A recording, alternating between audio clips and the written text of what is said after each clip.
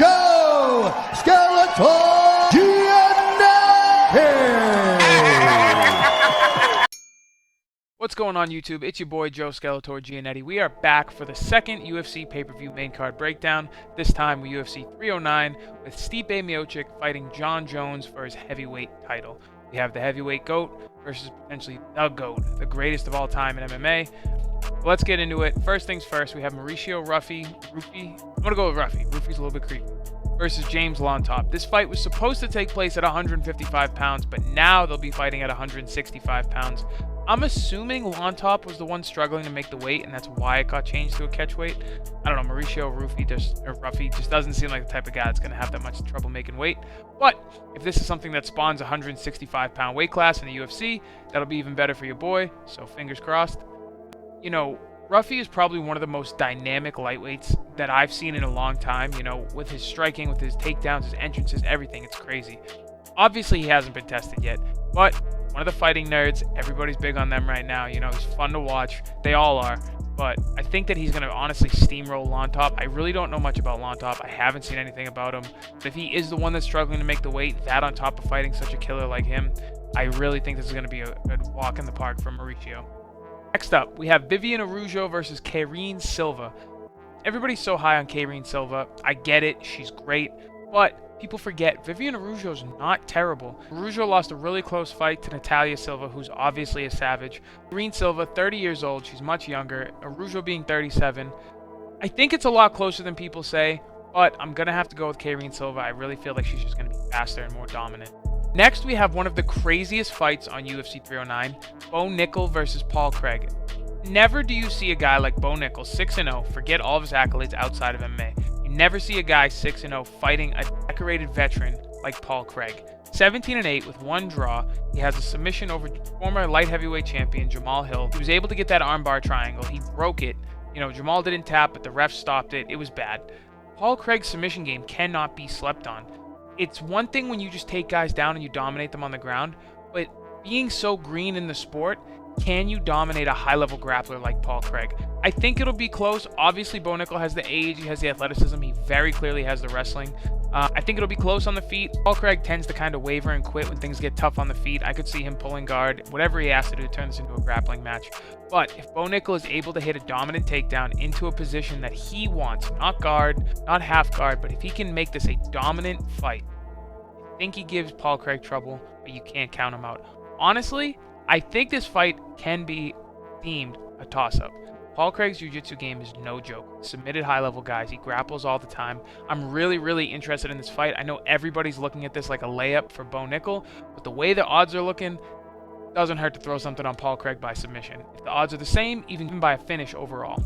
You know, everything in me wants to say Bo Nickal, the up-and-comer, the younger guy, more explosive, athletic, much better athlete, much better wrestler.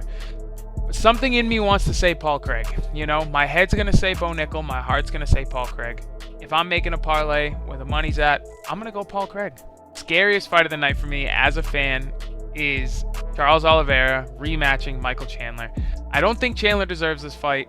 I don't think that this fight proves that Oliveira should fight for the title again, though I do think he should. I think he beat Arman. But I think Charles Oliveira, it's just as dangerous as the first time he fought Chandler.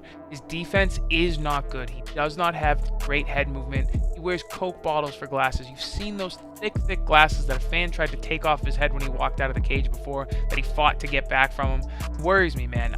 His offense is great. His defense is not great. His submission game's obviously phenomenal. He's got the heart. Everybody keeps saying, you know, Chandler said last week he's still got a little bit of quit in him that he wants to expose. I don't think that Charles Oliveira has that quit in him anymore. I think he would have quit against Arman if that were the case. But I do think that he can get caught. He can get knocked out. It's just a matter of if he gets knocked out clean or if he gets dropped again and Chandler gives him the opportunity to get back to his feet. And we all know that's where Charlie does all of his damage. So, gun to my head, I'm going to say Charles Oliveira. I'm going to say by second round finish, probably a submission after dropping Chandler, very similar to the first one. I did see a picture today, don't know if it's true or not, that Chandler had a little bit of, looked like staph infection under his arm. The way Chandler fights, that could gas him out. I'm looking into Oliveira's second round, even more so because of that. And the main event that nobody really seemed to ask for, but everybody's going to be watching, Jon Jones versus Stipe Miocic. This one, I think we all are on the same page. We all think Jon Jones is going to win. We all want Stipe Miocic to win. You know, I'm not a big Jon Jones fan. I used to be. He used to be one of my favorite fighters of all time. And then all the out of the cage antics came up, and you know, he's cheating and he's hitting his wife and all this other crap. That being said, you can't deny his skills. You can't deny that he is one of the greatest of all time. But because of all the cheating and all the failed drug tests and all the other stuff, I can't say he's the best of all time, in my opinion. Obviously, there's stats to back it up, but that's just my opinion. Stipe Miocic, greatest heavyweight of all time as of right now. Will he continue to be the greatest heavyweight of all time when he leaves Madison Square Garden? I think he has a better chance than people say. I think that he has a puncher's chance. I think that Jones has fought a lot of guys with a puncher's chance, but not a heavyweight puncher's chance. You know, you fight a guy like Cyril Gane, obviously he hits hard, but he's a tactician. He's super technical, he's super flowy, he's gonna catch you eventually. But Stipe, he can put your lights out. You've seen it against Verdum. You've seen it against Overeem. You've seen it against DC twice.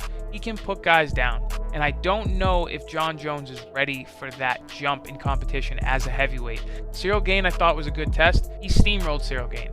He saw the opening, the easiest path to victory. You know, that's my whole thing. Go to your easiest path to victory. It was taking Cyril Gane down and choking him out. That's exactly what he did. Can he do that to Stipe? I don't know. My head says yes because of what I've seen Jon Jones do to C. Obviously, Stipe did a phenomenal job defending takedowns against DC as well. He did get taken down a few times, but in the second and third fight, his takedown defense was much, much better in the later rounds. If I had to pick, I would probably say Jon Jones, but he hasn't looked great in his last couple fights either, and people tend to forget that. The Dominic Reyes fight, I thought he lost. Clear as day. Not saying it was a blowout, but clear as day. I didn't think the Thiago Santos fight looked great. Kind of seemed like Jones has been on the decline. That being said, he's older than him. Stipe hasn't fought since he got knocked out by Francis Ngannou. Stipe is coming back for the hardest fight of his career after a devastating loss and a lot of time off. I think that's going to be a little too much for him. But that being said, the odds are in Jones's favor, which means the money is to be made on Stipe. If you're a gambling man or woman and you're just looking to risk it all, throw a little something on Stipe. You can't count him out, especially after those fights with DC. He's a dog. He's going to be there. I really hope that he fights as well as he looks in the Fight Week videos. He looks like he's in phenomenal shape. Doesn't look any older. It's going to be very interesting to see how it plays out. I'm going to say Jon Jones by decision. I'm going to say Jon Jones probably takes it by decision, which I think will be a lot closer than a lot of people say, or he'll just pick Stipe apart with jabs and body shots for 5 rounds, and it might be a little bit boring. If Stipe wins, it's because he makes it a dogfight. He catches Jones on the chin either early or super, super late, and I think he shocks the world, and I'll flip out, and I'll be running around saying thank the Lord. Not just because I'm a hater of Jon Jones, but I do like Stipe. Obviously, he coached against my team on The Ultimate Fighter, but he was a great guy. He was a great coach to those guys. Hung out with him after my last fight on the show. He's just an awesome guy. You know, kind of a storybook ending for him. If he beats Jon Jones and retires, he's legitimately the greatest heavyweight of all time. You know, and you always wish something good for somebody like that. So that's what I think of the main card. It's going to be a crazy night of fights. Let's get into the bets. Now, the best part of these videos for my degenerate friends, I make these parlays to make some money. I've got some other bets that I'll make to make a little bit of profit, but these are the get out the hood parlays. These are the ones that you make with your boys in the group chat that if this hits, you guys are going to be living large for a while. So here we go. This is my get out the hood parlay. First things first. This isn't even a UFC bet, but it's on the parlay because it's the night before. We've got Jake Paul and Mike Tyson. Some jerk decided that it was okay to license these two for a professional bout, even though Mike Tyson's 60 years old. But that being said, I'm betting money on Jake Paul because I just think it's a no-brainer. Yeah, Mike Tyson's a killer. Yeah, he's Iron Mike. He hits hard. I don't think he has that pop anymore. I don't think he's going to have the reaction anymore. And worst of all, I think that when he gets hit clean, because Jake Paul's technique has gotten better, but he's just throwing heat. He is just throwing as hard as he can to knock you out and take your head clean off your shoulders. You hit a 60-year-old man that hard, you're putting him to sleep. I don't care how much experience you have. It's not about experience. It's about your brain health. And at 60 years old, you can't take shots like that. And I hope that Tyson can pull it off for sure. If one fight has to bust this parlay, I hope that it's Mike Tyson knocking Jake Paul clean out. We're going to have one of the fights from the undercard. We're going to have Veronica Hardy money line. I just think she's really turned her career around. I think she's shown a lot of improvements. I think that she's really going to show up and show out for this fight.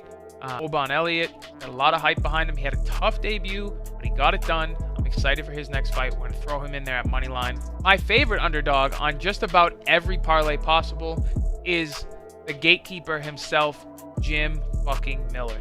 Jim Miller gets slept on in almost all of his fights. I'm one of those guys that sleeps on him in 90% of his fights, and he always proves me wrong, which is why I started betting on him. Didn't work out against Bobby Green, but every other time it has in recent memory. So I'm going to throw Jim Miller on there at the money line as well at a plus 150 underdog. Next up, I'm going to throw Marcus McGee on there at the money line. He's a killer, man. He trains with killers. He trains with O'Malley. He trains with Kyler Phillips. He just had a killer fight with my buddy Gaston Bolanos a couple of months ago. It was a while ago, but Gaston is a bad man. So to be able to have that type of performance against Gaston, that was pretty much all I really needed to see how good Marcus McGee is. You've heard his story, you've seen his videos. That guy was working like 50 to 60 hours a week and training, something that I struggle to even do. So props to him, blue collar man, badass fighter. I'm throwing you in on the parlay. Now next up, I'm going to throw Bo Nickal on here at the money line. Just makes the most sense, but I'm probably going to sprinkle a little something on Paul Craig by submission. I'd be dumb not to. He's a killer grappler, and I don't know how much defense Bo Nickal will have ready. Most obvious one of the night, I'm going to take Jon Jones at the money line. It's not that great for boosting up the profits, but it's up there. Add another leg on there. Jon Jones is just about a lock. If you really want to get spicy, I'd probably say by decision. I don't see him finishing Stipe, but he's potentially the greatest of all time, so we'll have to see. This is where things get a little bit riskier, but the way I like to play the game, like I said earlier, Charles Oliveira, I think if he gets dropped against Chandler and Chandler doesn't pounce on him to try and finish him like Islam did, and he lets him get back up, there's a good chance it's just like the first fight. Especially with the pictures floating around Twitter that he has a staph infection under his arm. I think he might gas himself out if he fights as wild as he normally does. So I'm going to take Charles Oliveira by submission in the second round at plus 650. That's crazy to have for Oliveira, but it's a very specific bet. Throwing it on there. We're getting out the hood. And last but not least, it's kind of out of order. I have Mauricio Ruffy by any knockout, submission, or DQ. That's minus 175. It's just the same to have him by a knockout. So might as well throw all the finishes on there. I think that one's just about a lock as well. That's going to be my get out the hood parlay for plus 21,785. And for all you mathematicians out there, for $100, that's $21,885.03. Like I said, it's a long shot, but that's what we're here for. We're going to sprinkle a little bit on that, a couple of bets on the side. We'll make our money back, but that is your get out the hood parlay. Guys, I appreciate you for made it this far in the video. If you want to see more of these, let me know in the comments. If you want me to start doing full card breakdowns, if there's something more you want me to go in depth about on these main card breakdowns, let me know in the comments. And I'm trying to get to 1,000 YouTube subs. We're going to do a big giveaway at 1,000 YouTube subs. I appreciate you guys for all the support. Like the video, comment on the video, sub to the channel if you haven't already, and I will see you for the UFC 309 Fight Companion here on YouTube and live on Kick. Peace.